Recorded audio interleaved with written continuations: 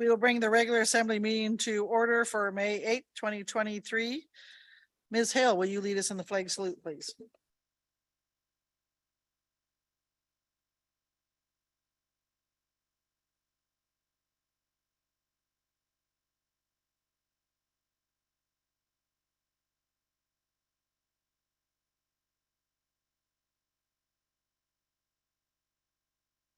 Thank you, Ms. Hale. Ms. Glashevsky, would you read our land acknowledgement? Yes, thank you, Madam Mayor. We would like to acknowledge that the city and borough of Juneau is on Tlingit land and wish to honor the indigenous people of this land.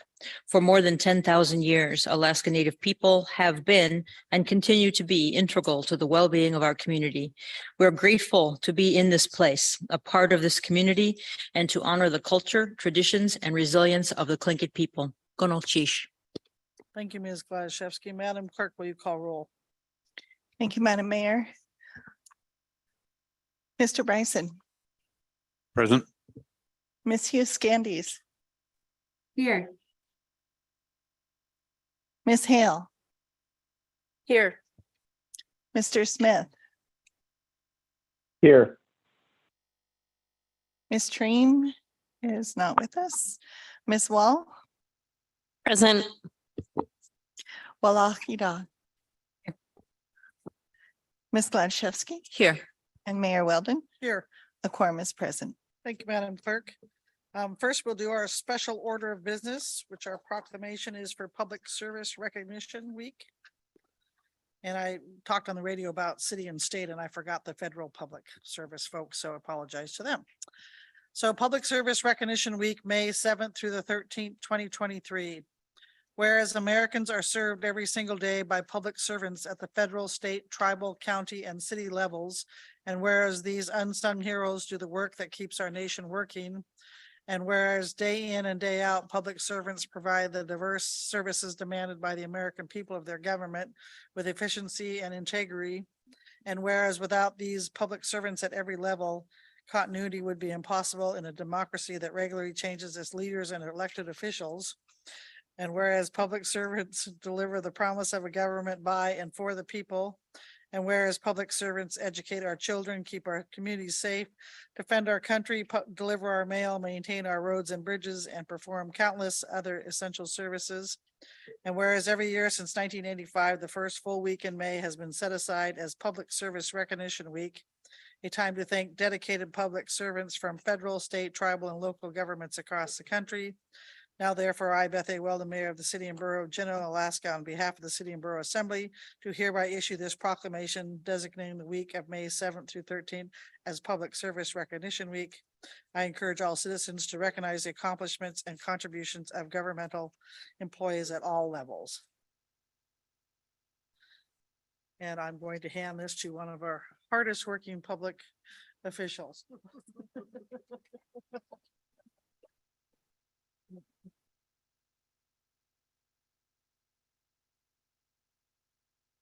Thank you. With that, Madam Clerk, instruction for public participation. Thank you, Madam Mayor. For those who are on Zoom, the deadline to have signed up to testify was 4 p.m. this afternoon. We did have one individual who called in advance to sign up. For those in the room who would like to testify, there is a sign-up sheet at the back of the room. If you haven't already done so and you would like to sign up to testify, please, if you're going to testify on more than one item, write your name for each item that you would like to testify on. Thank you, Madam Mayor. Thank you, Madam Clerk. Approval of minutes. Ms. Hale. Thank you, Madam Mayor. I move approval of the February 27th, 2023 and the March 20th, 2023 Assembly meeting minutes, and I ask for unanimous consent. Any objection? Seeing none, those minutes are approved. Mr. Manager, have a change to our agenda. Mayor, I have one change. I'd like to remove item 9 from the consent agenda. That's ordinance 2022-06 BAW regarding the $300,000 appropriation for permitting software. We'll give you an update on this topic at a finance committee meeting. So I'd like to pull item 9 from the consent agenda. Thank you. Madam Mayor, Yes, Ms. Hale. I just didn't hear what. I was you- just gonna say. Oh, thank you. need To get some more air working because we can't hear you down here. More detail or more volume? More volume. More volume. Thank you. Thank you. More boost on the hearing aids too. We got you were removing number 9, but we didn't hear exactly what you said after that. We'll give you an update at the Finance Committee on this. This needs a little more work. All right. Thank you. Public participation on non-agenda items. We do have one member of the public on Zoom. Please bring over Mr. Reader.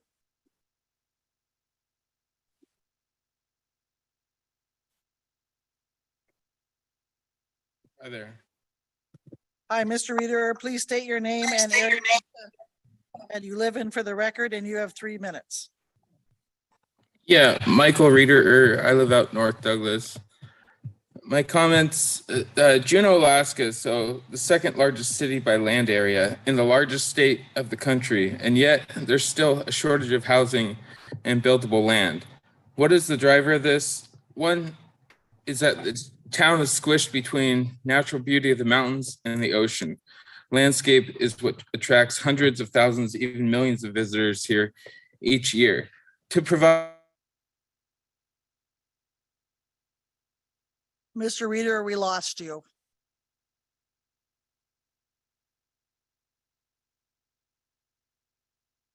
Still, I'm not reading you.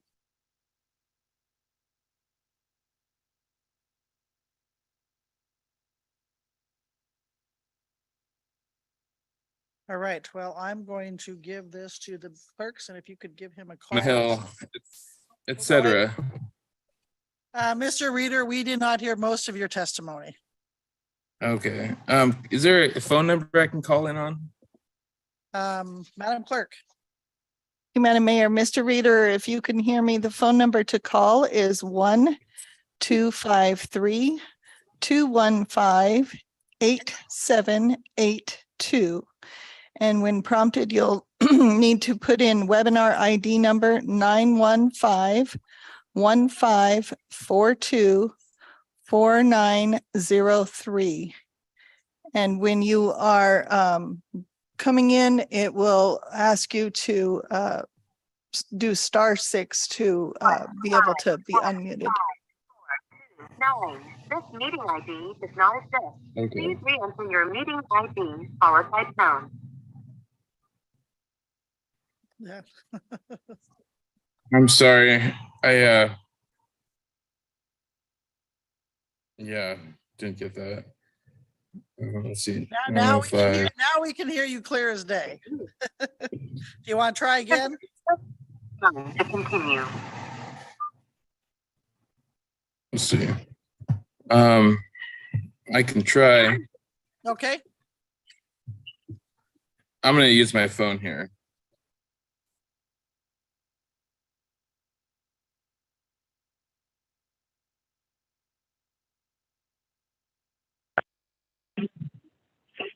Does that work here? Does that work here? Does that work here? Does that work here? yes, you have to mute yourself on the other line. You either get one or the other, not both. All right, how's that? All right, how's that? All right, how's that? All right, how's that? You have to log out of the Zoom. Leave the Zoom and use your phone.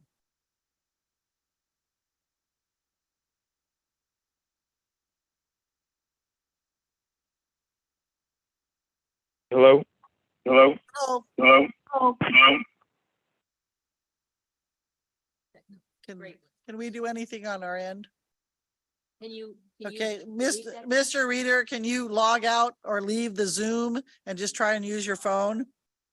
Oh, there we go. Now Yeah, try that work? Yep, that works. Okay, I'm we'll try sorry. this again. Why don't Okay, you start yeah. from the beginning? Oh, all right. Yeah, Juneau, Alaska. So the second largest city by land area. It's the largest state in the country, and yet there's still a shortage of housing and buildable land. What's the main driver? Well, the landscape is the town squished between mountains and ocean landscape, attracting millions of visitors each year. To provide for the sustainable development of this land in future generations, I respectfully ask CBJ to work with neighboring landowners and sell the assets of U.S. Forest Service Tract 4605, also known as the Douglas Bench Road, to provide residential land for homes. In addition, I ask CBJ hold additional large and small land sales as described in the land management plan. This has potential to allow sustainable development of the Juneau urban service area. Affordable housing is a problem all throughout Southeast Alaska, but the city has unique elements. The city is becoming home to many remote workers, and there's an increase in independent travelers. CBJ is encouraging this rapid growth via the Auk Bay Harbor renovations, Eagle Crest growth, and downtown arts complexes, but not providing additional buildable land to allow natural growth of new housing as people relocate here. Their desire is to increase housing density within the existing land, which might have detrimental impact on the quality of life around here. So my biggest ask is that CBJ consider sales of rural reserve land and not focus so much on increased housing density. That's the end of the comment. All right, any questions for Mr. Reader? Seeing none from the assembly, thank you for your testimony tonight. Yeah. And your patience with our technology. Okay, that's the last on Zoom. Next, we have Ms. Hart.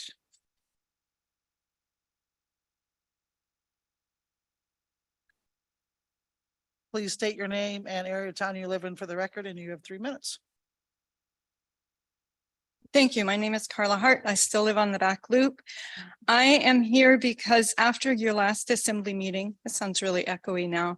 After your last assembly meeting, I saw the executed MOU with the cruise industry regarding the 5-ship limit that you had passed by resolution back in January.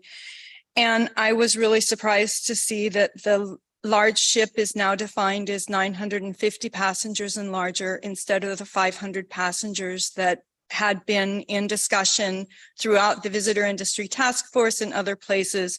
I sent you all an email on April 21st asking if it was your intention or your intentions were met when this was changed from 500 limit to 950 ship limit.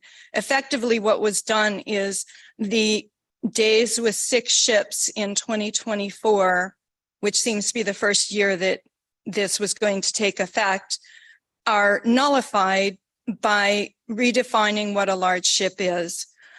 It seems really disingenuous to the public, and it seems as if either the city staff is negotiating from a position of intense weakness or from a position of not looking out for the public interest.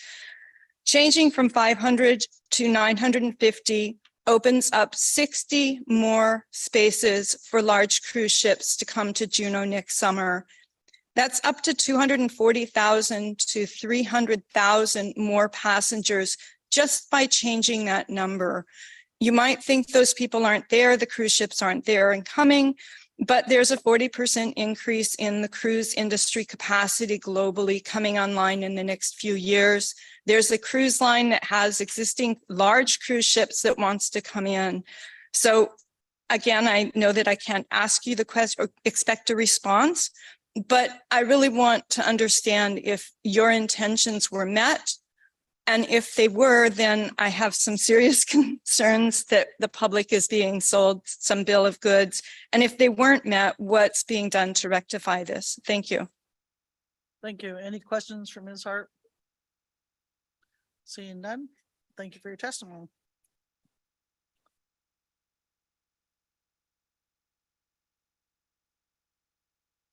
All right, that's all we had signed up for public testimony on non-agenda items. Okay, that brings us to the consent agenda. Any public requests for consent agenda changes other than ordinances for introduction? Assembly request for consent agenda changes, Ms. Hughes Scandies. Thank you, Madam Mayor. I would move to poll item number 10, resolution 3025, a resolution approving amendments to the bylaws of the Board of Directors of Bartlett Regional Hospital. All right, we'll move that to the first item on, under public hearing. Any other requests from the assembly? Seeing none, assembly action, Ms. Gladysevsky. Thank you, Madam Mayor. I'd move the consent agenda as amended, and that is removing items 9 and 10 and ask for unanimous consent. Any objection? Seeing none, the consent agenda is approved. All right, so that will bring us to public hearing, and the first item we will deal with is item 10.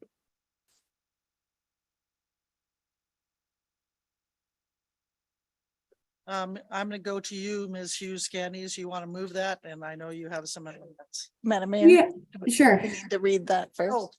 thank you. Sorry.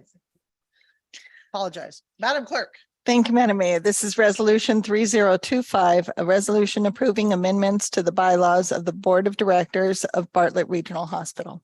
Thank you, Madam Clerk. Mr. Manager. 40-05-030 requires the hospital board to recommend bylaws for the administration and government of the hospital. Bylaws become effective upon assembly approval by resolution. Hospital board bylaws were last amended in 2020.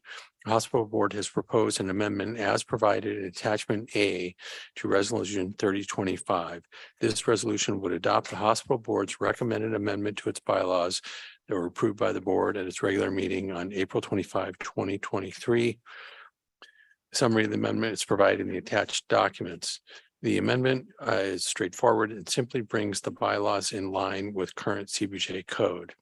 HRC was scheduled to review this resolution earlier tonight, but that meeting was canceled.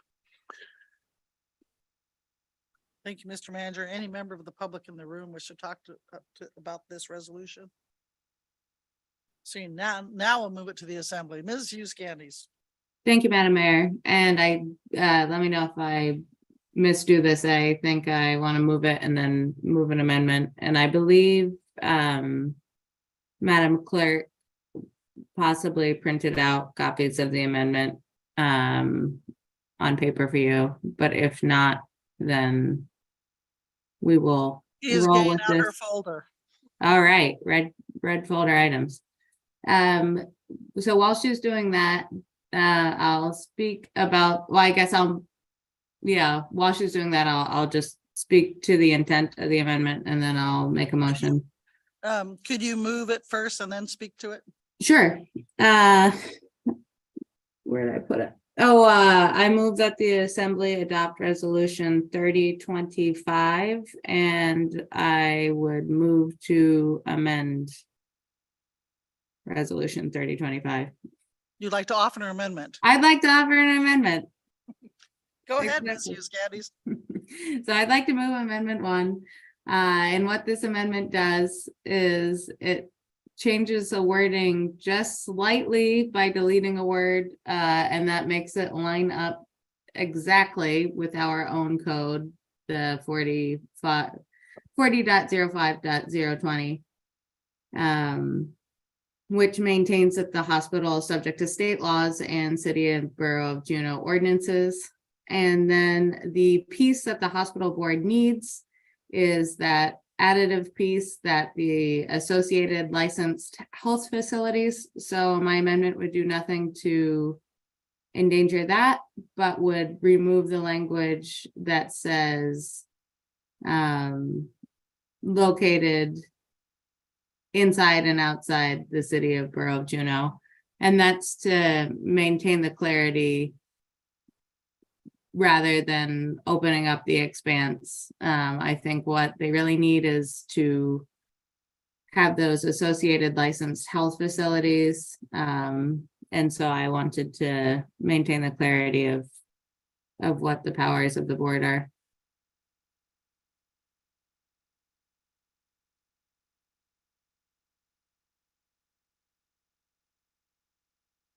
Thank you, Ms. Hughes Candies. First, we'll address questions. Ms. Gladysevsky.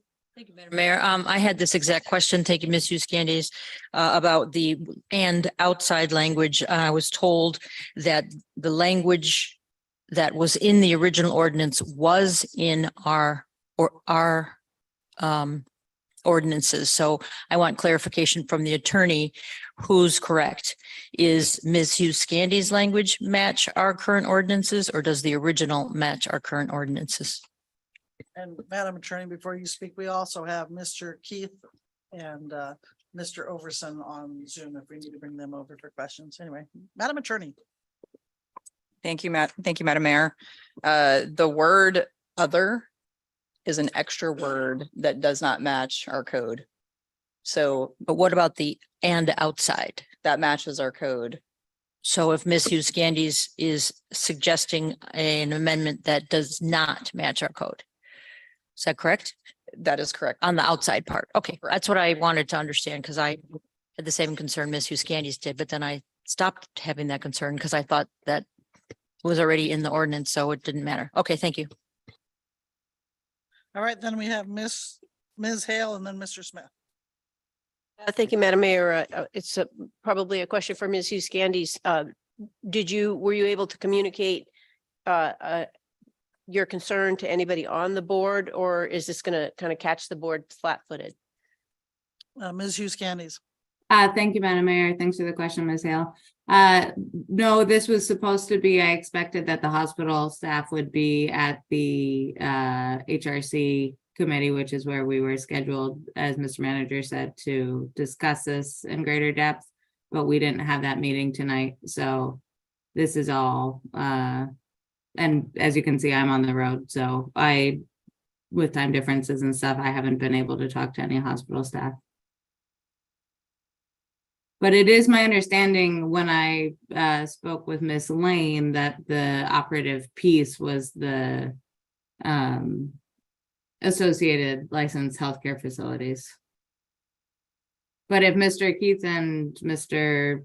I'm not sure who are on the line, then perhaps if you'd like an answer to that, you could bring them over.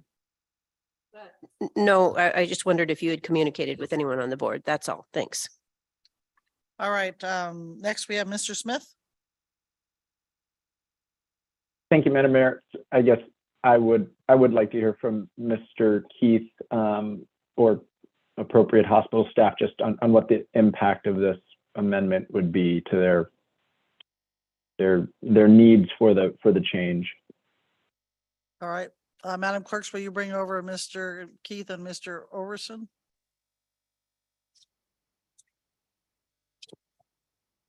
Madam Mayor, can you hear me? This is David. Yes, we can. You want to try and answer that question for us? I will try, and I'll let Mr. Overson chime in. The original intent of this ordinance is to allow us to meet certain regulatory requirements for hospice and home health. The ordinance really speaks, or the bylaws, excuse me, the bylaws really speak to the licensure of the hospital, but these are entities that are part of the Bartlett campus, but have separate licensures. With regard to the language about in or out, my understanding that language was already existing, and I don't think the board even discussed whether or not we wanted that changed or not. I don't know if the intent is to restrict the hospital from engaging with other outside entities on opportunities that may include assembly to assembly, borough to borough, or I'm not sure what the intent is, but our recommendation was just solely to meet CMS and regulatory requirements that would allow our board as a single board to oversee not only the board oversees the hospital, but oversee home health and hospice and any other licensed entities that we may bring on in the future, much like Wildflower Court. And I believe that's the intent, and I would ask Mr. Overson to verify and validate what I said. All right, thank you. Mr. Overson, do you have anything to add? No, I think Mr. Keith summed it up really well. Thank you. All right, thank you for that. Mr. Smith, you still have your hand raised. Do you have a follow-up question? I was just going to ask, I don't believe we do, but do we currently, there's no outside of Juneau efforts that the hospital does, or anyway, do we provide services outside the city and borough of Juneau? Does the hospital provide services outside the city and borough of Juneau? I know during the landslide in Hayden, we did provide behavioral health services, but I don't know what else. But Mr. Keith has raised his hand. Mr. Keith. Yes, thank you, Madam Chair. So we do provide service outside the city and borough of Juneau. For example, we have a relationship with Petersburg Medical Center where we provide them credentialing and privileging support. And so there are other entities that we provide support to. And that's to our benefit, that's to their benefit. It creates scale and it offers us an opportunity to partner with our fellow hospitals for things that they don't have, that we have, that we can share. So in those examples, that's administrative support. In the future, we might want to consider some clinical support, but that would be down the road and probably would be, for example, Petersburg, which is a city-owned hospital, would be between two boroughs. Thank you, Mr. Keith. Any follow-up there, Mr. Smith? Anything else from the assembly? Ms. Hughes Candies, are you still good with your amendment? Yeah, thank you, Madam Mayor. I appreciate the chance to clarify or to add some additional comments. I will say in the packet, in the HRC packet, part of my confusion is that in the sort of red line version, everything that seems additive includes the inside and outside. Hearing Mr. Keith and Mr. Overson's answers is helpful. I think I am still comfortable with that amendment if the rest of the assembly is comfortable with that.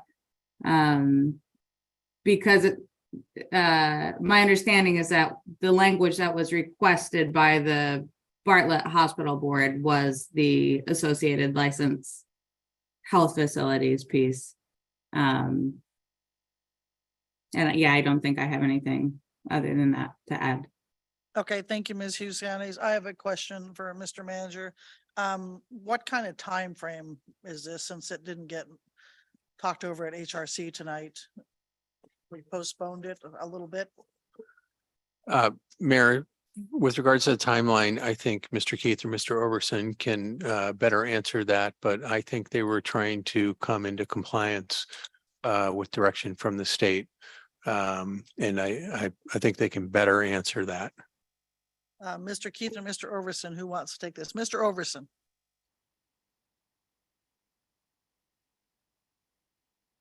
Come You're off still- mute. There we go.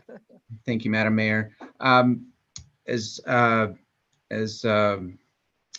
Manager Rory Watt mentioned that we are and have had the state come in and do a licensure survey. And this is part and parcel to abating some of those recommendations that are required to have done before we can receive a home health and hospice license. So having that done, the idea is that once we have this completed today, that we would be able to notify the state tomorrow and be able to be in communication with them and hopefully have a license for both entities sometime either later this week or next. Right, thank you for that. So it sounds like we need to get on it, so we will. So Ms. Hughes Candies has offered an amendment to remove the words "and outside." Any objection? Ms. Hale? I object, and I would like to explain my objection. Go ahead. Thank you. As a former liaison to the Bartlett Regional Hospital Board, that board takes its job very seriously. And if we remove the language "outside the city and borough of Juneau," we would be sort of trumping the actions of that board, and we would be doing it with no notification whatsoever. I think if that's something that we want the board to look at, we can certainly make that request, but I don't agree with actually sort of arbitrarily removing some language without the board knowing about it. Thank you. Thank you, Ms. Hale. Anybody else? Ms. Hughes Candies. Thank you, Madam Mayor. Just to be clear, I would say this is not an arbitrary amendment, and I don't take it lightly to make a change without communicating with our empowered boards when the ability is there. This was sent to committee. It was not reviewed at committee. Based on my conversations with staff and with our law office, this seemed to be something that did not remove what the hospital board needed. So I just want to make very clear that this was not an effort to make arbitrary changes to trump a board that is taking their job seriously. This was to clarify the role of the hospital board, but I will leave it there. Thank you, Ms. Hughes Candies. Ms. Wall. Thank you, Madam Mayor. That just brought up a question for me. I think for the attorney. So you're objecting for the purpose of. I'm objecting for the purposes of a question. You have to get back. Thank you, Madam Mayor. Question for the attorney. This proposed amendment, the language located inside and outside the city and borough of Juneau, if this amendment was to pass, and then the motion was to pass, would that prevent the hospital from looking to operate licensed hospitals or associated licensed health facilities outside the city and borough of Juneau? Madam Attorney. Thank you, Madam Mayor. The taking out the and outside, yes, would prevent the board from operating outside, such as, taking over, offering services. To be clear, those services also cannot be operated outside the borough, usually without both assemblies of the different cities and boroughs approving those as well. So I think that that's probably a little bit of why it's in Title 40, because you have to have approval. However, the key here is the associated licensed health facilities. For now, the Wildflower Court, Home and Health and Hospice, those are the very immediate needs that need to be addressed with this. Any follow-up? Mr. Bryson. I'm sorry, Madam Mayor, slightly confused. I'm hoping that I can say it right and then you can tell me that I'm not confused. We were changing this section so that we would be in compliance with the state code so that our code would match the state verbiage. Okay, well then I am confused. I thought that was the purpose of. That's why we were changing the word We will go other. back to the Madam Attorney. I think all we're really adding is an associated licensed health facilities, but I could be wrong. Madam Attorney. Thank you, Madam Mayor.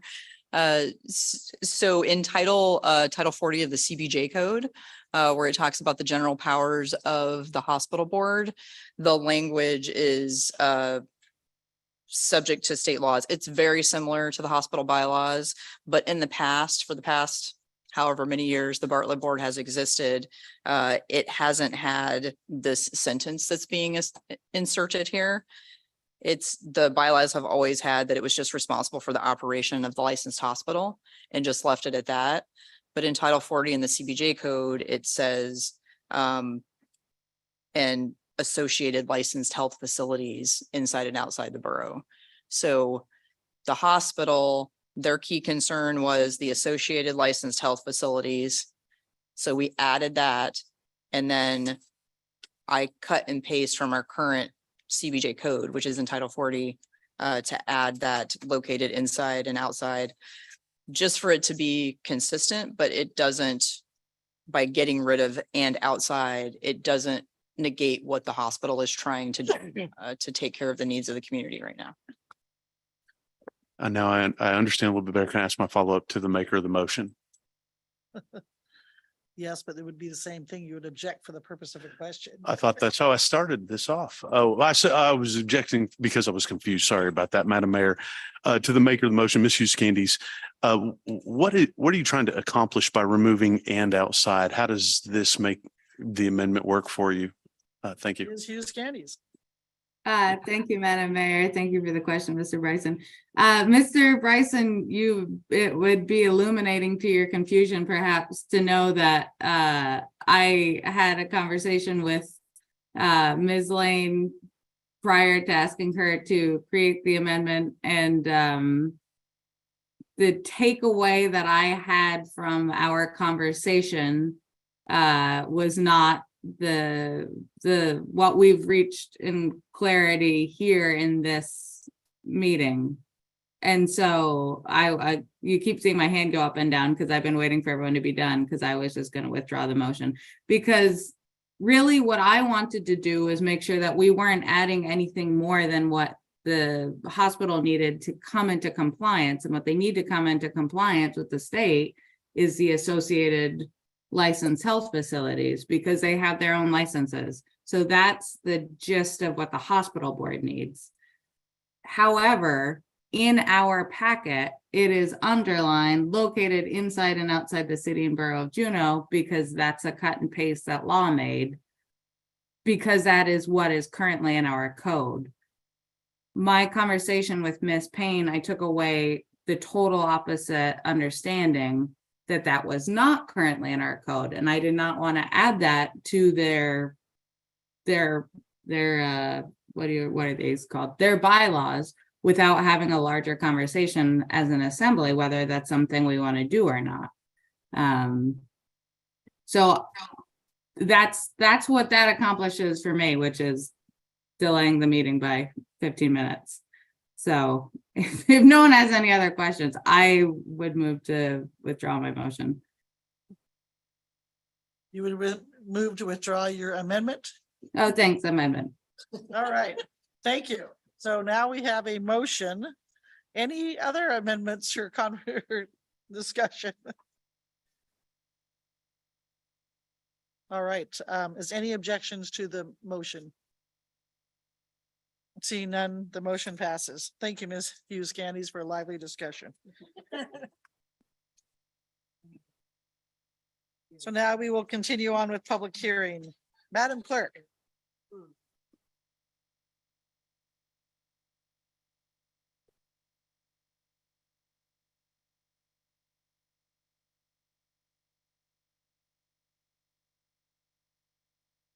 Thank you, Madam Mayor. My cursor just whizzed by all the public hearings, so my apologies.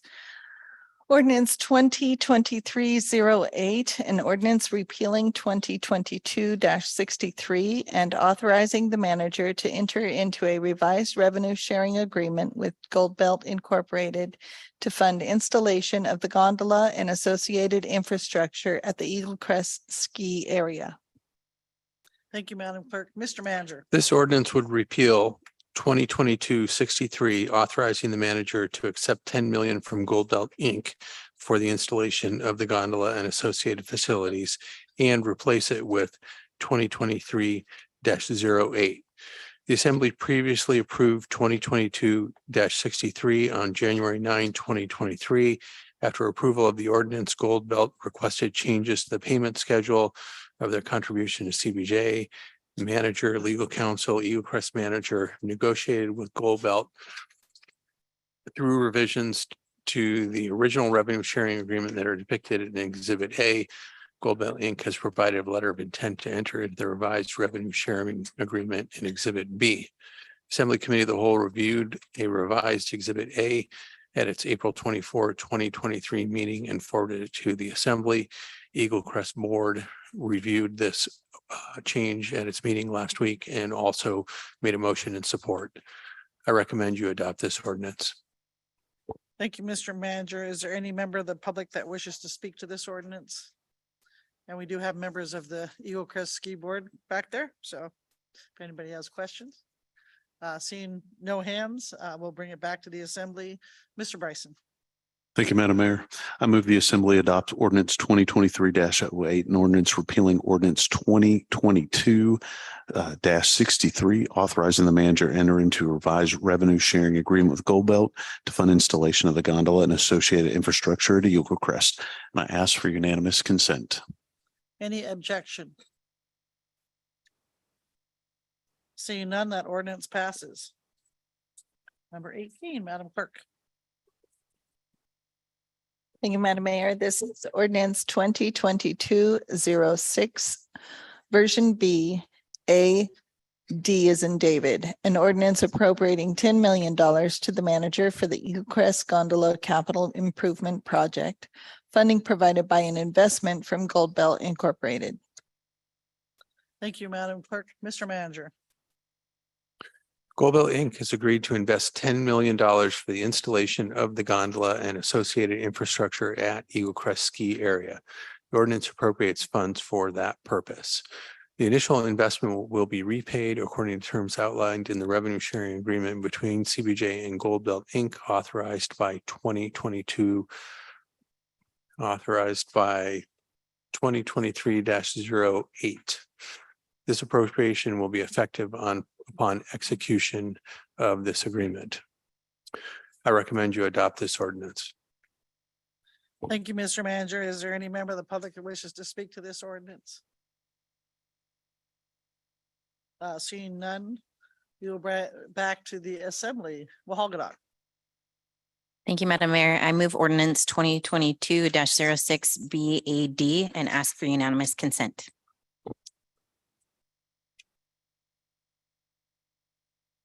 Any objection? Ms. Hughes Candies.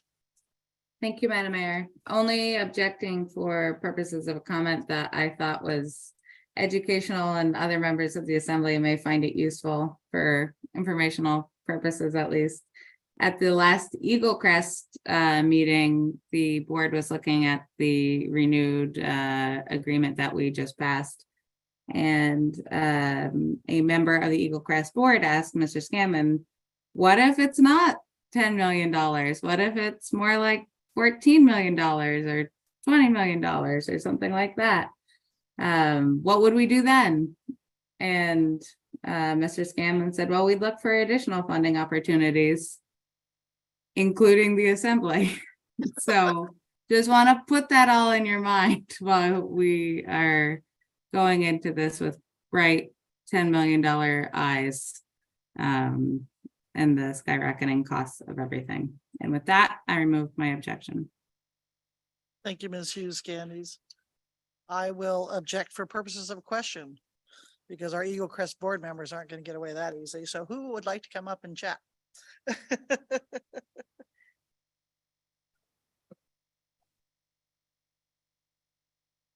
Mr. Satry, if this $10 million gets appropriated, what's the basic plan for movement on the gondola? Thank you. Thank you, Madam Mayor. Mike Satry, Chair of the Eagle Crest Board. If this is adopted, we will get the $10 million payment. We're going to be able to move forward on the engineering. The final engineering needs to be done. And we've taken some initial steps on that process. We're going to be able to do the geotechnical work this summer. We hope to advance it as far as possible so that next year we can be in construction.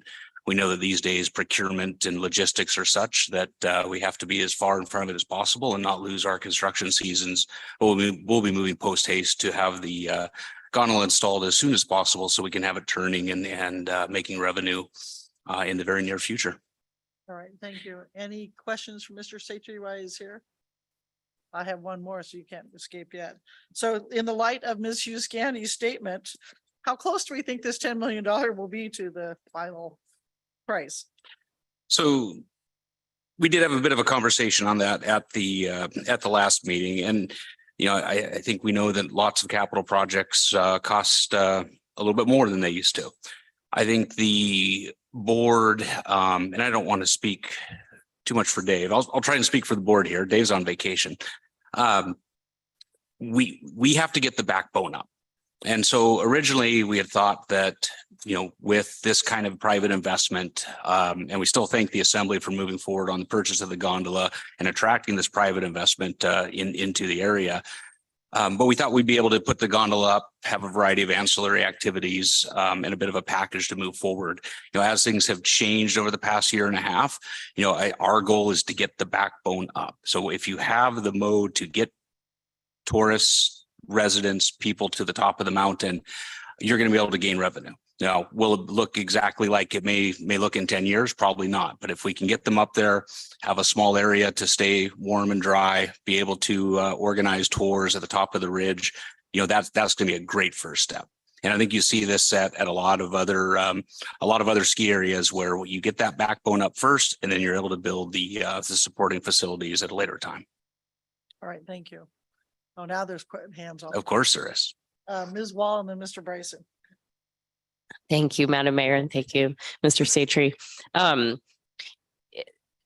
Related question, at what point will you have a kind of cost estimate for getting that backbone up? Is that part of the engineering that's happening now, or how far along towards that? What is that going to cost? So we will, when Dave gets back, we'll get an answer to you. I don't have that information. All right, Mr. Bryson. Thank you, Madam Mayor, and thank you, Mr. Satry, and please give my appreciation to the board. So we've been talking about projects and cost increases in projects.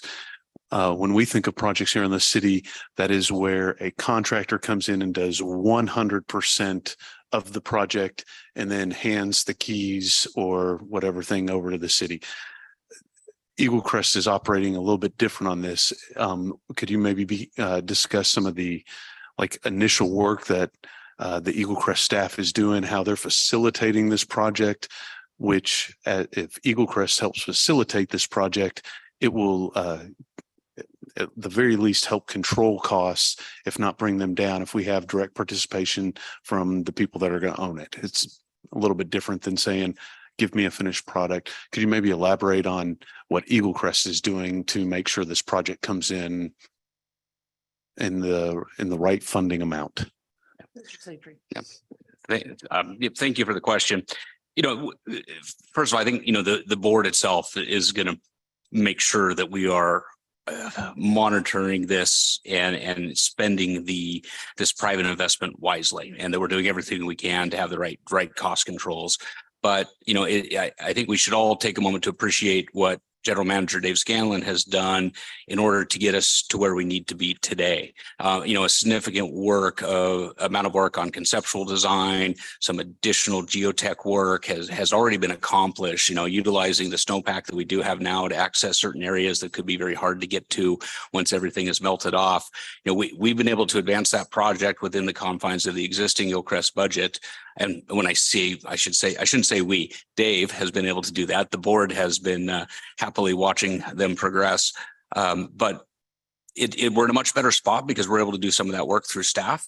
And then, of course, we're going to have the outside experts come in. And ultimately, when it comes to final installation and construction, we'll have the outside contractors. But Eagle Crest staff, through Dave and his team will be, involved in every step of the way here. All right, thank you, Mr. Satry. So I'll remove my objection for all my questions. So any further objection? Seeing none, that motion passes. Item 19.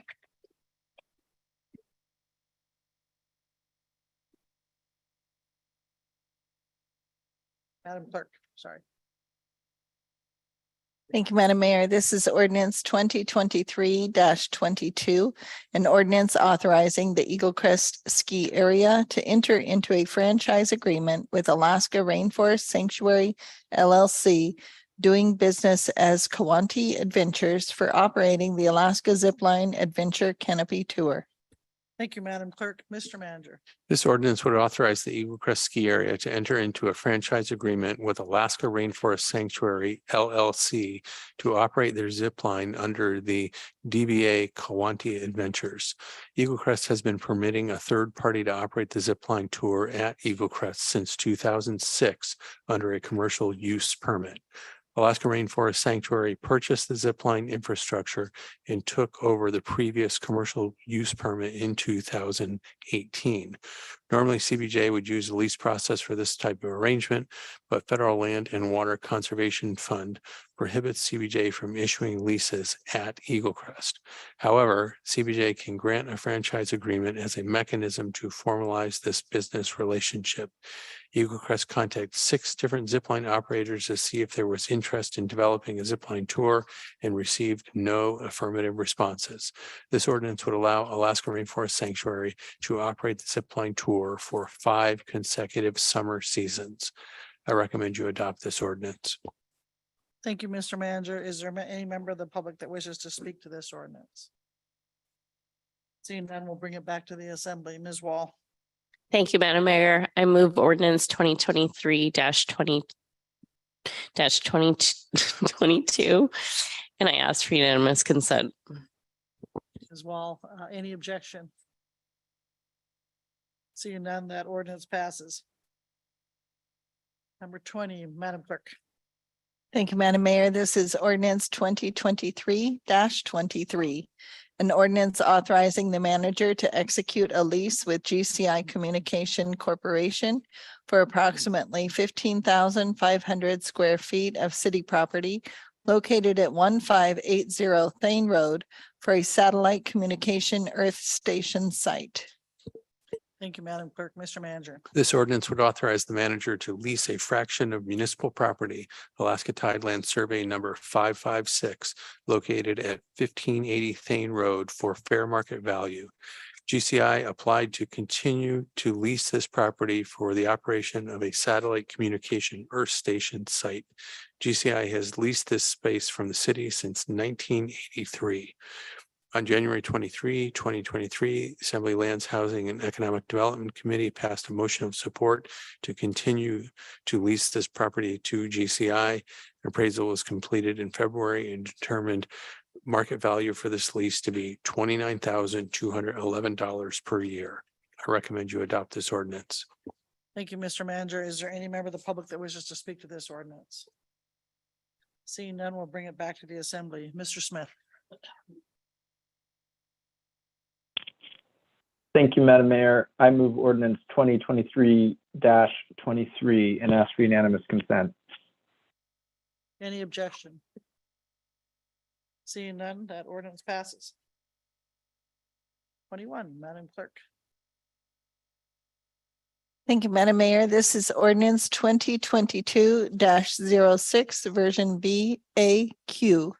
An ordinance transferring $7,026,038 from CIP B55-087 Emergency Department Addition to CIP B55080 Crisis Stabilization and deappropriating $7,026,038 from the manager for the Crisis Stabilization Capital Improvement Project. Thank you, Madam Clerk. Mr. Manager. This ordinance would transfer $7,026,038 from the Emergency Department CIP to the Crisis Stabilization CIP for the purpose of releasing Bartlett fund balance currently in the Crisis Stabilization Project to improve Bartlett's available capital to support ongoing operations as well as other ongoing strategic initiatives of the hospital. Hospital Board reviewed this request at its March 28, 2023 meeting. Public Works and Facilities Committee reviewed this request on April 24, 2023. I recommend you adopt this ordinance. Thank you, Mr. Manager. Any member of the public wish to speak to this ordinance? All right, we'll bring it back to the assembly. Ms. Hale. Thank you, Madam Mayor. I move ordinance 2022-06, version BAQ, and I ask for unanimous consent. Ms. Glaszewski. I object for the purposes of a question. Is there hospital staff still online? I think they are not there, so Mr. Watt will have to do his best. Mr. Barr. Go ahead. This is not a fair question for them. I don't think they're not the hospital staff. The question I would ask is, My understanding is that the emergency department addition was being undertaken to address some safety issues in the emergency room, and now they're transferring 7 million out of that fund into another fund, and I wanted to know their plans for the emergency room. I don't know what you know about that. Mr. Manager. Mayor, I do believe the hospital desires to do some upgrades to the emergency department at a scaled down budget. But they have not determined what that scope or budget will be at. And engineering staff will be working with them on that, but I don't believe there's clarity on what that smaller project would look like. Okay, thank you. Thank you. No, I would not fair at this point. Remove my objection. Ms. Hughes Candies. Thanks, Madam Mayor. It's similarly unfair, and I'm squinting at my little screen and I don't think I see Mr. Rogers or any my question is to the transfer as to the crisis stabilization CIP. Was wondering what the overall total on that CIP was. I think, and maybe I'll just stop there. And if people, I guess I could get that answer later. It's a somewhat sizable transfer, and I know that we've seen other appropriations towards this project already, so I'm just wondering what the total is. And I don't have my CIP book. Okay, Mr. Rogers is making his way up to the mic, so. Mr. Oh, there it Rogers. is. Thank you, Madam Mayor. I don't have that number either. I do believe that Mr. Muse did write a memo, which is in the Public Works and Facilities Committee packet that had those numbers in it, if I'm not mistaken. So I cannot answer the question that Ms. Hughes Candies is asking. That's helpful. Thanks. I'll go back and check the Public Works. All right, your hand was still up, so Ms. Lashevsky. I wonder, the urgency of doing this now, since we do have a couple of questions, is there a need to do this today? Can we table this for the next time to get our answers? Anybody know? Mr. Rogers. Through the mayor, I don't know that I know what the urgency is necessarily. I do know that the hospital board has voted to abandon the ED project as it exists today and will be seeking to do something else with the bond fund appropriation.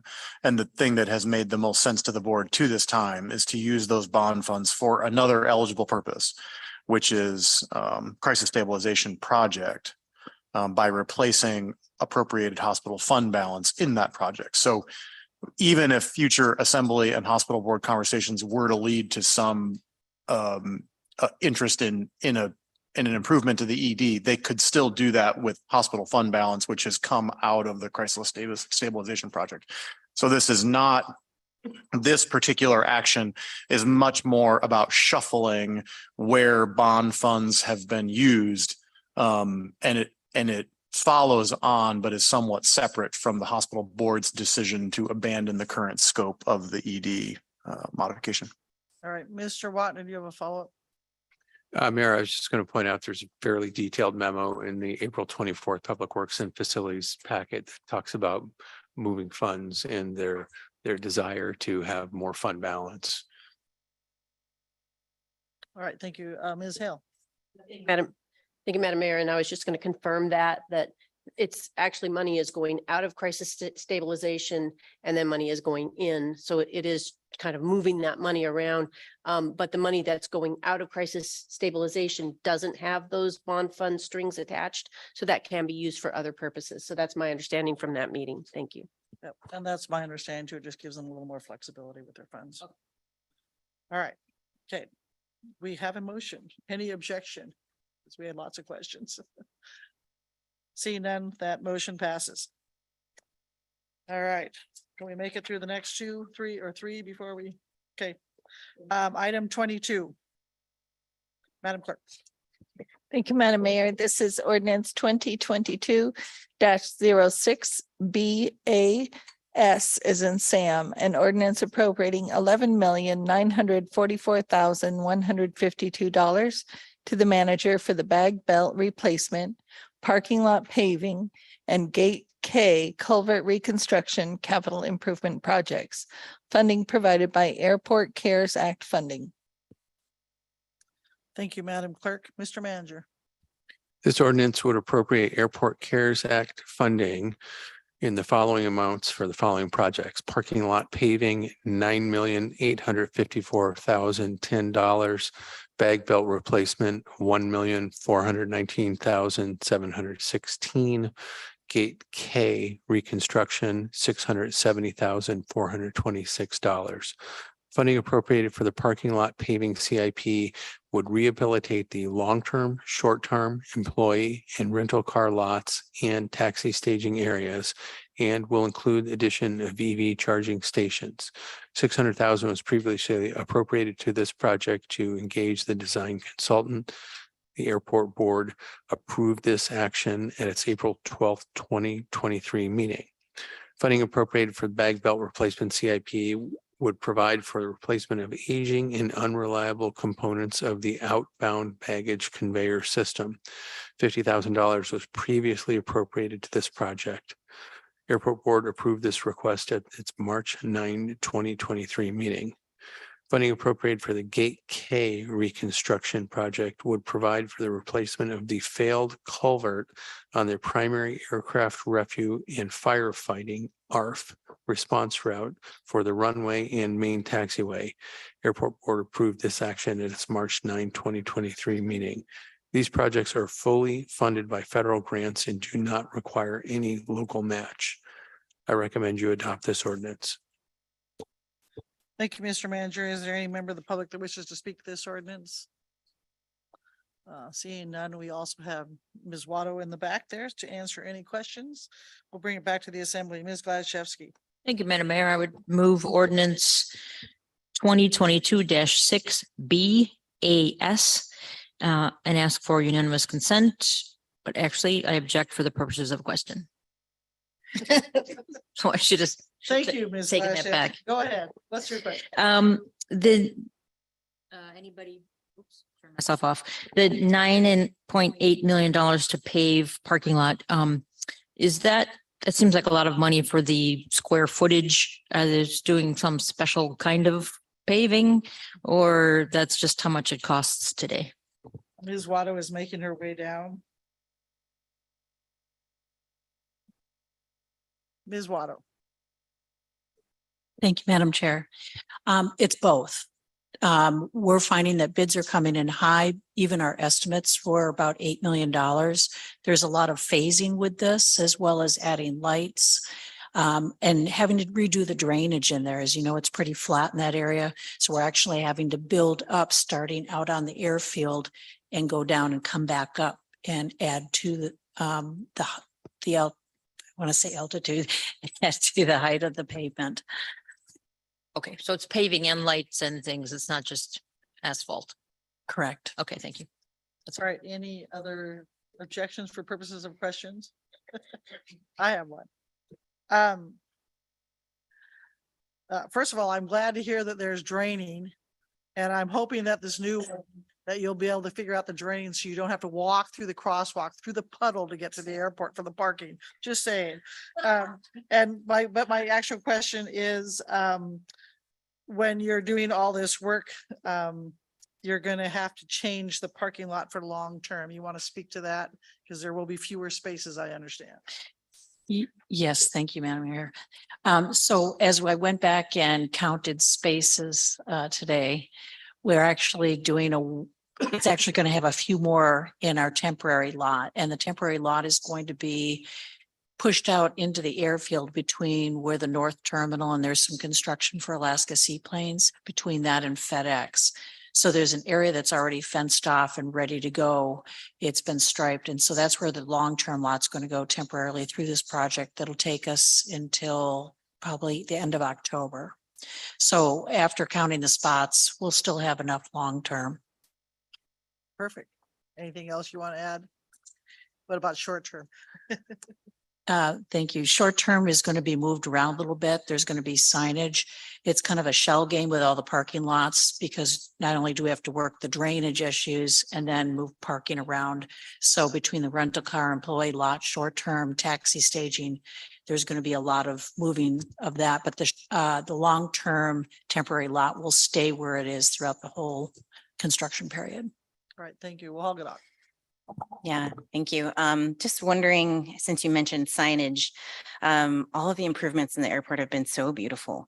It would be really awesome to see a sign that says, "Welcome to Xantakahini, homeland of Tlinkitani," or something along those lines, somewhere in the new signage or whatever is being developed. But I know that that's not technically in this, but as you're reconsidering everything that's taking place, that would be pretty amazing. That was spoken in the way of a question.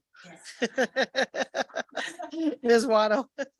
Thank you for that. And actually, that's a great idea. I'll bring it up with the board and work on that. Thank you.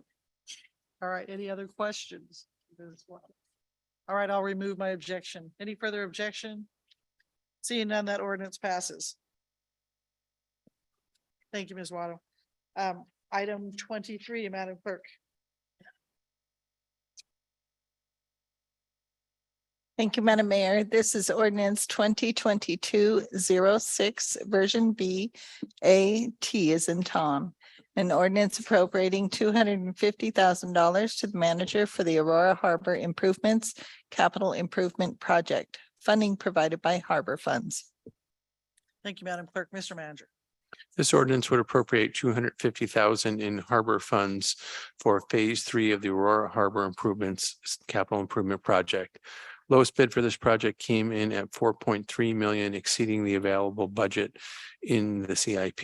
This appropriation would provide the necessary funding toward the base bid, which includes a main float and finger floats for 60-foot vessels, electrical build-out, and potable water.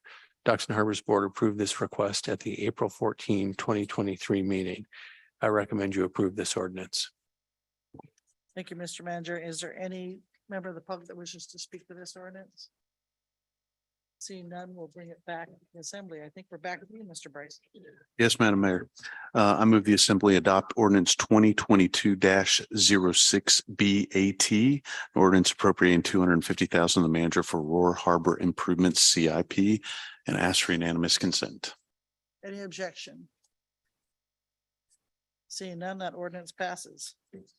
Item 24, Madam Clerk.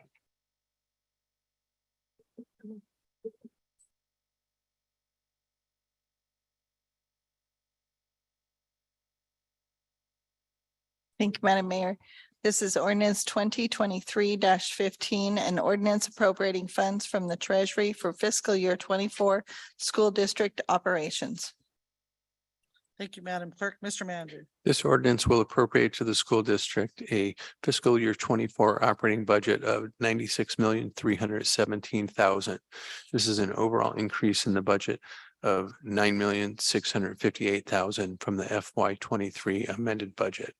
FY 24 school budget is supported with a combination of funding sources, including CBJ local funding of $33,050,800 and state and federal funding of $58,996,000. Local funding consists of $30,775,800 for general operations and $2,275,000 for programs and activities not subject to the state funding cap. State statute requires the assembly to determine the total amount of local educational funding support to be provided and provide notice of the support to the school board within 30 days of the school district's budget submission. District's budget was submitted by April 3rd, 2023. During the April 26, 2023 special assembly meeting, the assembly approved local funding portion of $30,775,800 for school district general operations. During the May 3rd, 2023 Assembly Finance Committee meeting, the Assembly approved $2,275,000 for program and activities not subject to the state funding cap. By charter, the Assembly is required to appropriate the school district's budget no later than May 31, 2023. I recommend you adopt this ordinance. Thank you, Mr. Manager. Is there any member of the public that wishes to speak to this ordinance? And we have Dr. Weiss and several members of the school board in person and on Zoom tonight. So if you have questions, we certainly can do that. Seeing no hands raised, we'll move it to the assembly. Ms. Hughes Candies. Thank you, Madam Mayor. I move that the Assembly adopt ordinance 2023-15, and I ask for unanimous consent. Any objection? Seeing none, that ordinance has passed. And good luck to the school board for next year. All right, with that, we are going to take 10-minute break before we get to our unfinished business.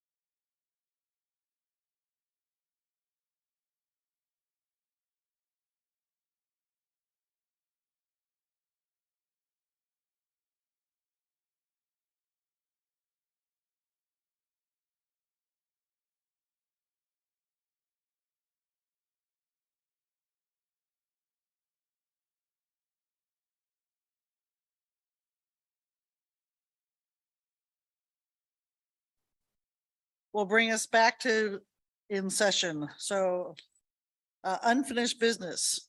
Mr. Bryson. Thank you, Madam Mayor. I move for note, for reconsideration for ordinance 2023-21. And I'll ask for the vote. All right, thank you, Mr. Bryson. And just to remind us, that was Ms. Lane. How many votes does he need? Madam Mayor, he needs 5. All right, you heard the motion for reconsideration. Any objections? Ms. Wall. Objection first for clarification. This is just to reconsider. This isn't for the vote, correct? Correct. All right, I'll maintain my objection. I think this is a complicated issue for all of the reasons that we talked about before. But I think reconsideration is a useful tool when new information has become available or assembly members were confused about an issue and have now gotten clarity. And I don't think that applies to this situation. Thanks. Thank you, Ms. Wall. Ms. Hughes Candies. Thanks, Madam Mayor. Yeah, I am going to object as well. And I am objecting for reopening this for reconsideration for primarily the same reasons that Ms. Wall just stated. I think without belaboring the point, we really want to make sure that reconsideration votes are taken rarely and are used in those circumstances where we believe that all the information was not there, or that there's a real clear and compelling reason to reconsider. And in this case, after we took the vote, I did not see a clear and compelling case for a reconsideration. So for that reason, I'll be voting no. All right, thank you, Ms. Hughes Candies. Anybody else want to talk? All right, Madam Clerk, would you call roll, please? Thank you, Madam Mayor, for reconsideration of ordinance 2023-21. Mr. Bryson. Yes. Ms. Hale. Yes. Ms. Hughes Candies. No. Mr. Smith. No. Ms. Wall. No. Bilal Hida. Yes. Ms. Gladysevsky. No. And Mayor Weldon. No. Motion fails, 3 yeas, 5 nays. All right, with that, we will go to new business. Madam Clerk.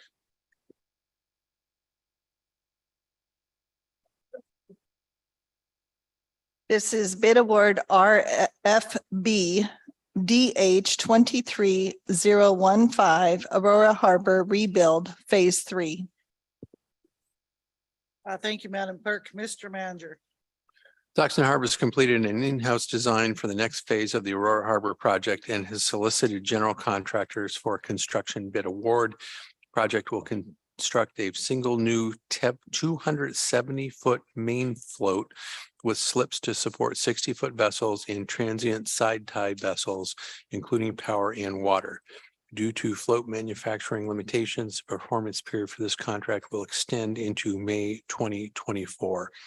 Funding provided from the Aurora Harbor Rebuild CIP, which includes money from the 2017 1% sales tax initiative, Harbor Enterprise Fund balance, and DOT Harbor Facility Grant. Bids were opened on April 12th, 2023. Bid protest period expired at 4:30 p.m. on April 19, 2023. Dockston Harbor's board recommended this bid award at the regular board meeting held on April 27, 2023. I recommend you award base bid of this procurement to Trocano Construction Company for a total award of $4,269,650. Thank you, Mr. Watt. Is there anybody that wishes to speak to this bid award? Seeing none, I do want to note that we do have the port director, Port Mr. Yucatel with us, and I forgot, I didn't see him when we were doing the other part of the Aurora Harbor, so apologize for that, but he is here today if you have any questions on this bid. Any member of the public wish to speak to this? Oh, I said that, so we'll move it to the assembly. Sorry, everybody's getting a little tired. Walhagadock. Yeah, I move bid award RFB number DH 23-015 and ask for unanimous consent. Thank you, Walhagadock. Any objection? Seeing none, that bid award is awarded. Item 27, Madam Clerk.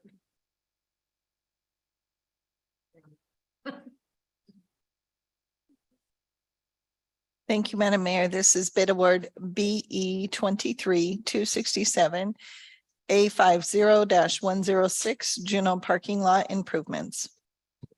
Thank you, Madam Clerk. Mr. Manager. Bids were opened on this project on April 5, 2023. Bid protest period expired at 4:30 PM on April 6, 2023. Base bid consists of rehabilitating Juneau Airport public long and short-term parking lot, employee parking in eastern portion of rental lot parking, the removal and replacement of asphalt pavement, replacement of stormwater drainage, lighting and underground electrical, replacement of stormwater drainage on air operations area adjacent to the rental lot, and will provide for a phased project delivery to maintain parking access during construction. Alternate 1 will consist of the rehabilitation of the airport western portion of the rental lot parking, the removal and replacement of asphalt pavement, and replacement of stormwater drainage, lighting, and underground electrical, and provide for a phased project delivery to maintain parking access during construction. I recommend you award this project to CCON for base bid and alternate 1 in the total amount of $8,284,451, contingent upon receipt of an anticipated FAA CARES grant amendment. Thank you, Mr. Manager. Is there any member of the public that wishes to speak to this bid award? And we still have Ms. Waddle in the room to answer questions. Seeing none, we'll bring it back to the assembly. Ms. Wall. Thank you, Madam Mayor. I move the assembly award this project to CCON for a total amount bid of $8,284,451, contingent upon receipt of an anticipated FAA CARES grant amendment, and ask for unanimous consent. Ms. Wall, any objection? Seeing none, that motion passes. Item 28, Madam Clerk. Thank you, Madam Mayor. This is bid award BE 23-263 A50-105 outgoing baggage belt repairs. Thank you, Madam Clerk. Mr. Manager. Bids were opened on this project on March 7, 2023. Bid protest period expired at 4:30 PM on March 9, 2023. This project is a partial replacement of the existing outgoing baggage conveyor assembly components within the Juneau International Airport and is funded by federal CARES grant. I recommend award of this project to Robson Handling Technology USA for the total amount bid of $1,275,924, contingent upon receipt of an anticipated FAA CARES grant amendment. Thank you, Mr. Manager. Any member of the public wish to speak to this amendment? Seeing none, we'll bring it back to the assembly. Ms. Hale. Thank you, Madam Mayor. I move bid award BE 23-263 A50-105 outgoing baggage belt repairs to be awarded to Robson Handling Technology USA for the total bid amount of $1,275,924, contingent upon receipt of an anticipated FAA CARES grant amendment, and I ask for unanimous consent. Thank you, Ms. Hale. Any objection? Seeing none, that motion passes. Item 29, Madam Clerk. Madam Mayor, this is bid award BE 23-223 A50-110 Gate K reconstruction. Thank you, Madam Clerk. Mr. Manager. Bids were open on the subject project on March 1, 2023. Bid protest period expired at 4:30 PM on March 2nd, 2023. Work consists of the emergency removal of an existing 80-foot long steel pipe arch with approximately 12-foot span and a 6-foot 4-inch rise, protection of existing utilities, installation of a stream bypass system, installation of a new 80-foot long aluminum pipe arch, and removal and reconstruction of existing riprap bank armoring, reseeding of disturbed banks, reconstruction, repaving of disturbed roadway, and other miscellaneous work. Funding is provided by an airport, FAA Airport Cares Grant. I recommend award of this project to Seacon for the total amount bid of $555,213 contingent upon receipt of an anticipated FAA Cares Grant amendment.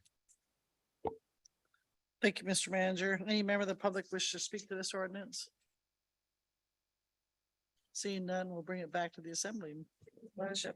Thank you, Madam Mayor. Regarding bid award BE 23-223 A50-110, I move that the bid be awarded to Seacon contingent upon receipt of a FAA grant amendment.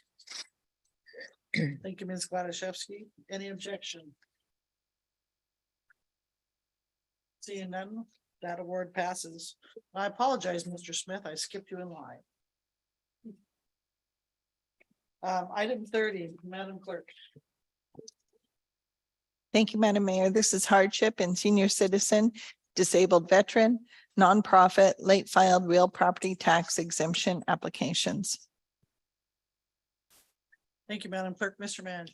There are 6 property owners that have requested the assembly authorize the assessor to consider a late filed exemption for their property assessment. The assembly should consider each request separately and determine whether the property owner was unable to comply with the filing requirement. If the assembly decides to accept one or more late filed exemption requests, those applications will be referred to the assessor for review and action. I recommend the assembly act on each of these applications individually. Thank you, Mr. Manager. Any member of the public wish to speak on these items? Seeing none, we'll bring it back to the assembly. Ms. Gladysevsky. Thank you, Madam Mayor.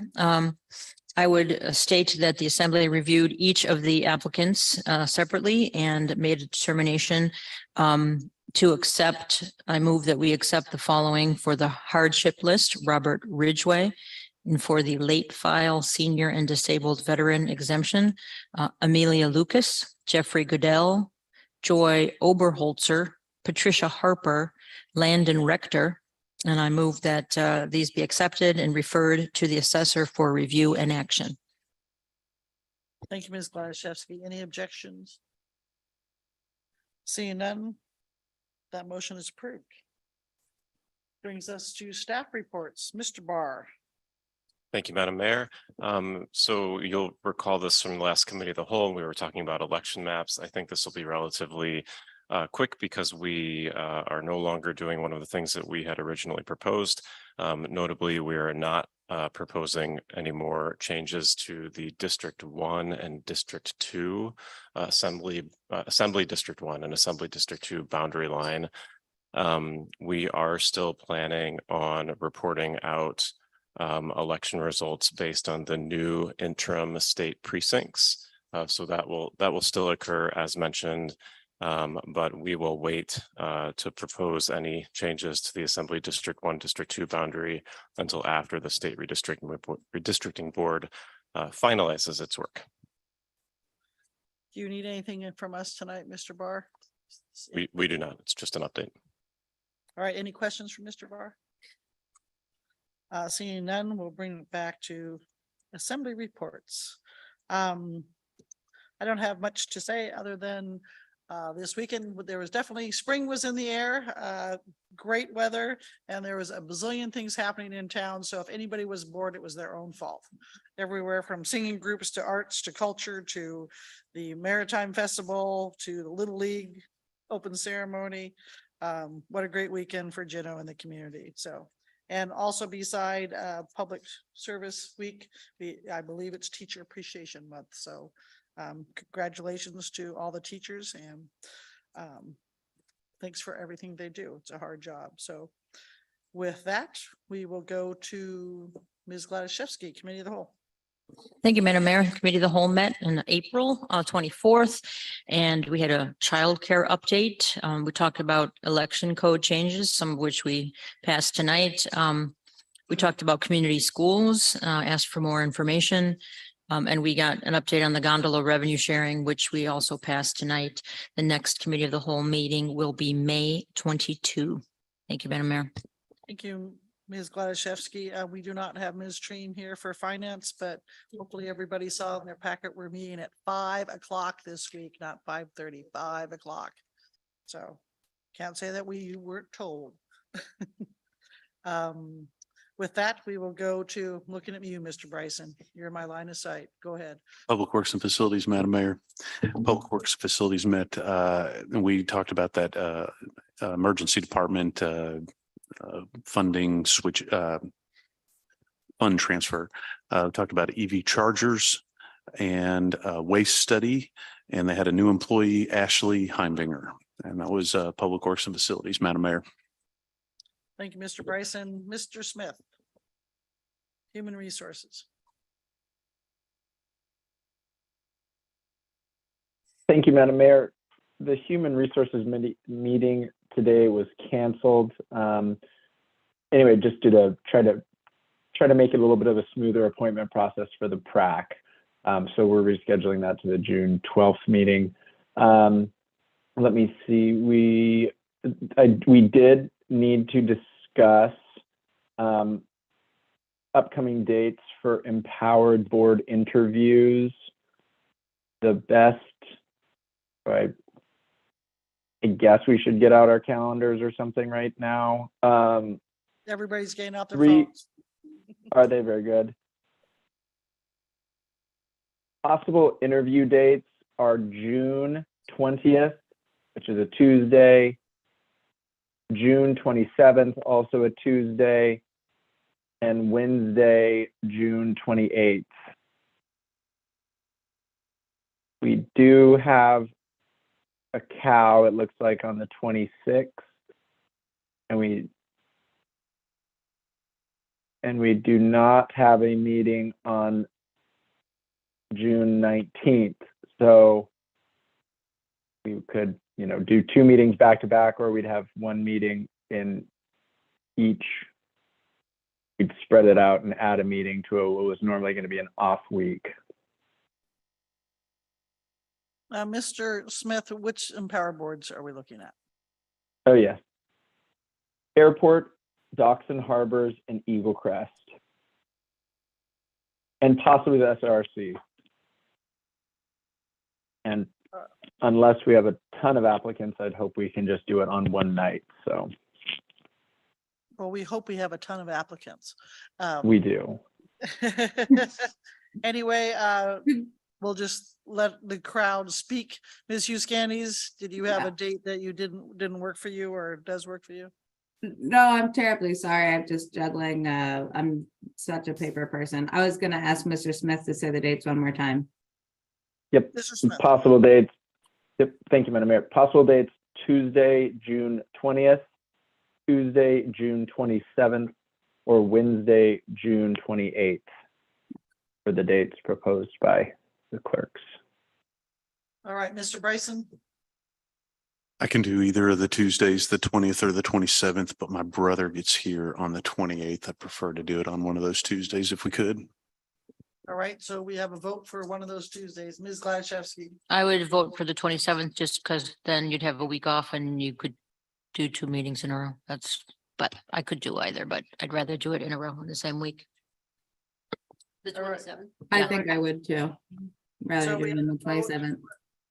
And that way, if we did the 27th and we have a bunch of applicants, which we hope we have, we could bleed over into the 28th. If we had to.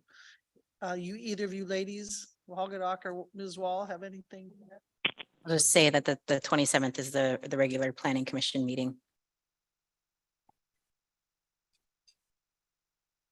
It'll be a tough decision to which one you go to.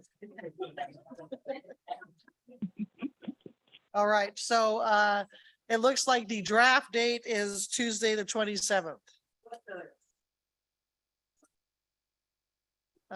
Mr. Smith, you'll let us know what time here in the future when we see kind of what candidates. Yep. Okay, Madam Clerk, you got that? All right, anything else from Human Resources? I do not believe so, Madam Mayor, though, if you would just confirm that the clerks and Ms. Cathcart are giving me the thumbs up that I don't need to remind anyone of anyone else. Or remind the assembly of anything else from HRC. Ms. Cathcart gave you the thumbs up. Very good. Thank you, Madam Mayor. Thank you, Ms. Cathcart. That's all I have for HRC. Thank you. Ms. Hughes Candies, Lands, Housing and Economic Development. Thank you, Madam Mayor. On April 24th, Lands, Housing and Economic Development met. We had a splendid meeting and we discussed some really novel and exciting ideas about ways to rework our accessory dwelling unit program, and a couple of different approaches were presented to the committee. We discussed those for a long time. We had lots of questions about them. There's lots to dig into there that occupied most of the meeting. I believe we forwarded 2 of the options onward to the full cow because it's enough of a decision that everyone's going to want to weigh in, I suspect. We talked with Mr. Manager about housing loans and the rooftop properties loan. And we've talked before about how we're not really loaners. We're not in the loan game, but we're getting better as we go. And we introed an ordinance for the rooftop properties loan tonight. We heard from Travel Juneau. And we got an update on what changes were in the works, land use code, just a verbal update from Director McLean. And that's it. All right, thank you, Ms. Hughes Candies. And Ms. Hale, do you want to say anything about the joint facilities? Because I think we have a meeting coming up. Yeah, we have a meeting coming up on May 25th, and that will be noon to 1:30. All right. We're in the planning stage for that. Thank you. Any committees that I'm missing? Ms. Wall. Oh, yes. Thank you, Madam Mayor. The committee to be, Search for the city manager. yes, our city manager hiring committee will be meeting hopefully next week. We're still trying to figure out dates and times for that, but we're going to have for that committee a schedule and kind of a plan of that hiring process. All assembly members should have in their inbox today a survey that please fill out before the end of the week. Basically just surveying what you're hoping to see in our next city manager in terms of qualifications and competencies. And so it's great to get data from all of you on what you're looking for. That information will also be surveying senior staff, and that information will go into the job description and our kind of criteria for the position.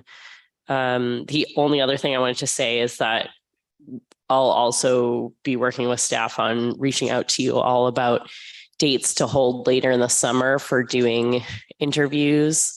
And we'll, eventually have just a few candidates, and I'm hoping the whole body will be able to be part of those interviews, hopefully in person. There'll be like community visits and things like that. So try to find some dates that work for all of you for that. Sounds good. Thank you, Ms. Wall. All right, that will bring us to committee and liaison reports, comments and questions. And Ms. Hughes Candies, we'll start with you because you are in a different time zone. Very thoughtful of you, Madam Mayor. Yes, what am I trying to say here? The Chamber of Commerce will be meeting this Wednesday at 2:30 p.m. Wednesday, May 10th. and putting together my report for them in advance, but I don't have anything to report as of yet, but I will bring you back the notes from that meeting. I attended the Eagle Crest meeting on May 1st. The Human Resources Committee, subcommittee of Eagle Crest is working on Mr. Scanlon's performance review right now and following their own annual processes, just as we do. So many windows and never the one you want. I'll just have to go off memory. In addition to that, the manager gave his report, which was essentially kind of just an end of year wrap up. Not too dissimilar from what we saw during his budget presentation, but with a little bit more detail about the numbers and where they were up, where they were down. And like so many others in those areas where they feel like they left money on the table or they experienced some strain, it had a ton to do with labor shortages. So for instance, the ski shop, they felt as if they could have staffed that fully throughout the year, that they might have seen their numbers, which were pretty great, all things considered, even higher than they were. There was some new business where they're talking with some biathlete folks. I don't know if I'm saying that right, but skiing and shooting. And there's a lot of excitement around that. I didn't realize some of the historical biathlon activity that biathlon doesn't sound right, but I'm sure one of you will correct me. But anyway, it was neat to hear the history of that, and they're very eager working with the national organization to try to bring some of that back, looking at potential places in Eagle Crest where they might be able to do that. And then at the end, I think related to the HRC committee working on Mr. Scanlon's annual review, they recessed into executive session. So I was not a part of that. And I agree, it was very springy, loving all the sunshine. It was nice to see the town coming alive. First Friday was extra lively. Attended the Maritime Festival. Can't remember what was when and what I've already reported on. Was not able to attend due to some conflicts, but was able on my way home from work to hear the ending of the event at the Capitol with the missing murdered Indigenous women Remembrance Day, and that was very moving to even hear secondhand and not get to attend for the whole thing. So I think that is all, and it is just about midnight here. Thank you, Ms. Hughes Cannies. Mr. Smith?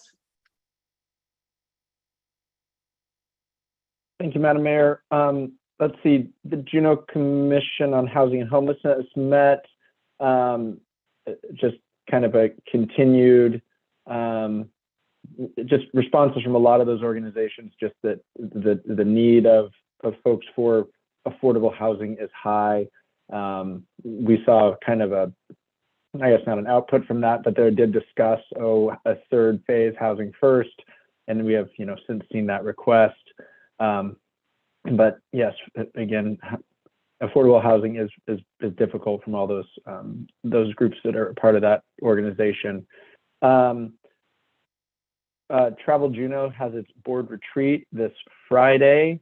The PRAC has not met, obviously, because has been disbanded and is reforming. There's the police memorial wreath laying this Friday at the Evergreen Cemetery from 12 to 1. And then I'm going to put a card in the mail for Mother's Day, which is this coming Sunday. I better put it in the mail tomorrow. That's all I had, Madam Mayor. Thank you. And yes, you should. Mr. Bryson? Thank you, Madam Mayor. Went to a Docks and Harbors meeting. They talked about that Aurora Harbor improvements that we passed tonight. They also discussed the UAS property and what some potential solutions to that UAS new rental agreement. I also went to the UA Campus Council. I don't remember if one was before the other. They've reported that they had 581 graduates over the 3 campuses of UAS or the UA system. The new chancellor started, Annapurna Palmer, and Chancellor Carey's last day is June 30th. So they talked about the transition, and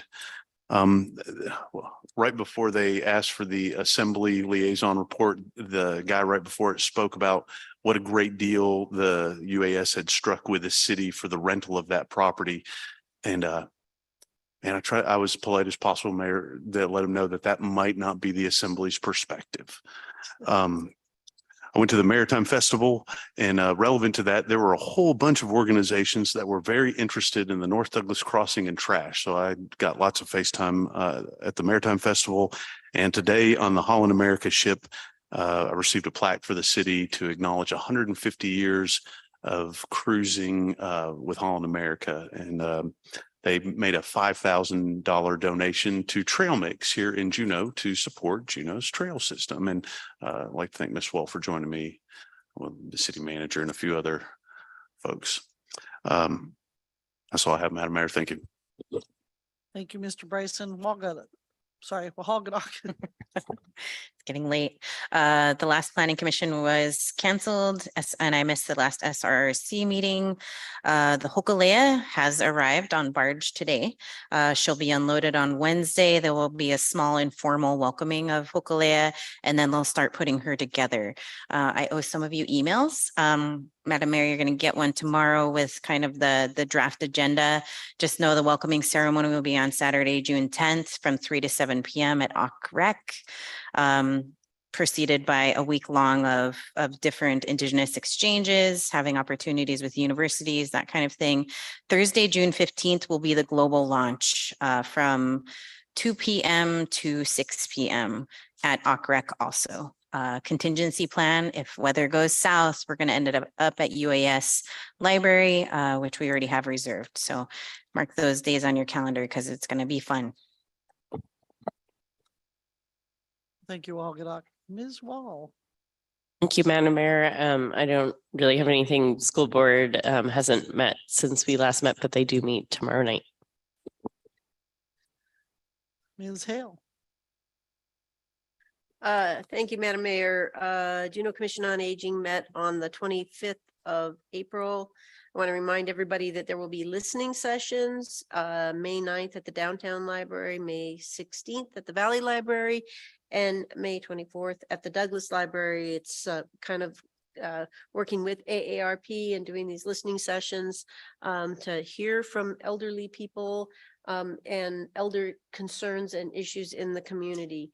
That's going to be, I think, in the evening, but probably take a look at 4:30 to 6 at all of those locations.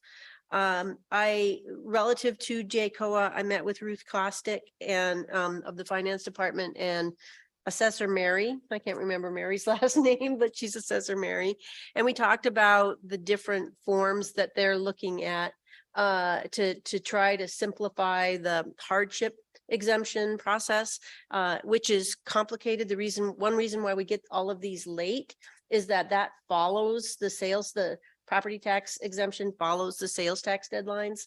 But it's kind of in statute and code, so they can't change that. But it was a great meeting. They understood what I was saying and I understood what they were saying. So that was really helpful, and maybe that'll simplify the process for some of our elderly people that are having to fill out those difficult forms. I attended part of the totem raising. I couldn't see or hear, so that was a little bit difficult, but it was nice what I could participate in. I attended for Madam Mayor, I attended the May 5th Missing and Murdered Indigenous Women Rally that Ms. Uscandy spoke of, and I spoke briefly for the mayor at that rally. That was extremely, really powerful. Some really incredible speakers. There will be an airport board meeting on the 11th and a JCOA meeting next week, and I'll miss both of those because I changed my ticket from the 10th so I could be here for finance, but I will be traveling on the 11th and I'll be back on the 19th. And I'll miss all the meetings for those days. And I'm gonna go to Florida and go camping with my sister-in-law and my partner. So, Good for you. That Yes. sounds like fun. yeah. Ms. Glaszewski. Thank you, Madam Mayor. The General Commission on Sustainability last met on May 3rd. They talked about a number of things. Among them, this is reintroducing to us the concept of a sustainability awards. Apparently, I think before COVID, they brought that idea to the HR Human Resources Committee, and then COVID and various things. So they're going to revise that. I suggested to them that they look at the minutes from the meeting to find out what the questions were and that to address those before bringing that back. So that might be forwarded to the HRC at some point soon. Also talked about sustainability indicators. Jim Powell is reviving the idea of those again, and he's starting to work on that again.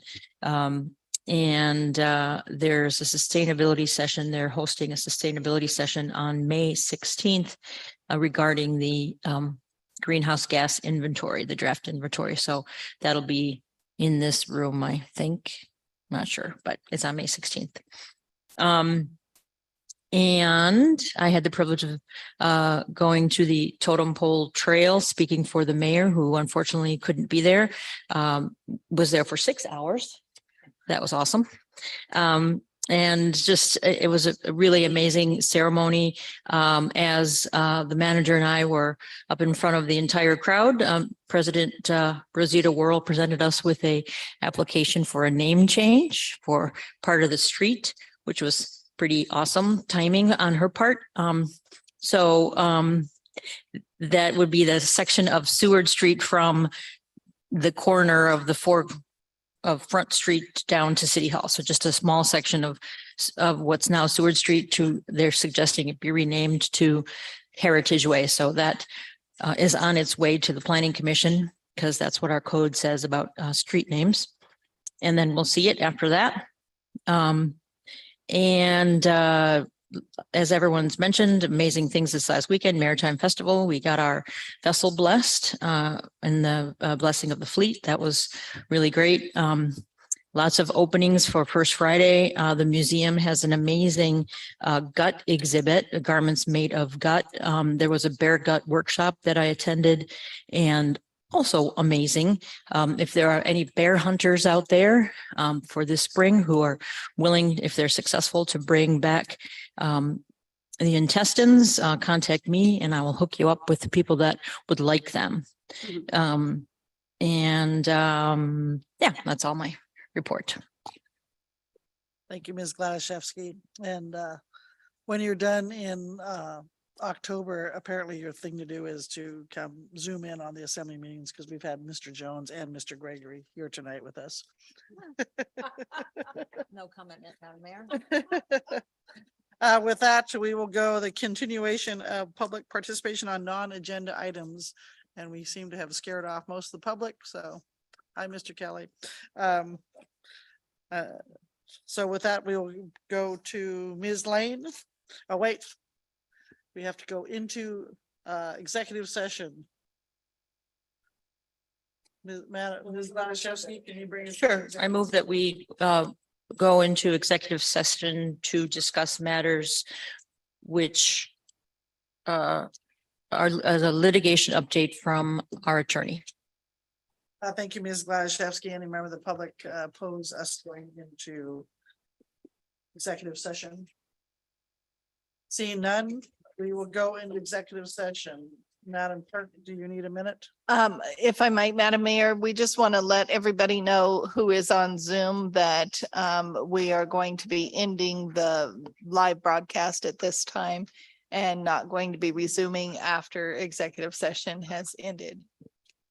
All right, thank you for that. And as Mr. Smith says, don't forget to say Happy Mother's Day to your mother. So, Madam Clerk, what do we need to do now? So for our assembly members who are on Zoom, we are going to be convening upstairs, and Mr. Barr is going to be connecting with those of you who would like to resume in executive session with the people in person. All right, so we'll see everybody upstairs in 5 minutes.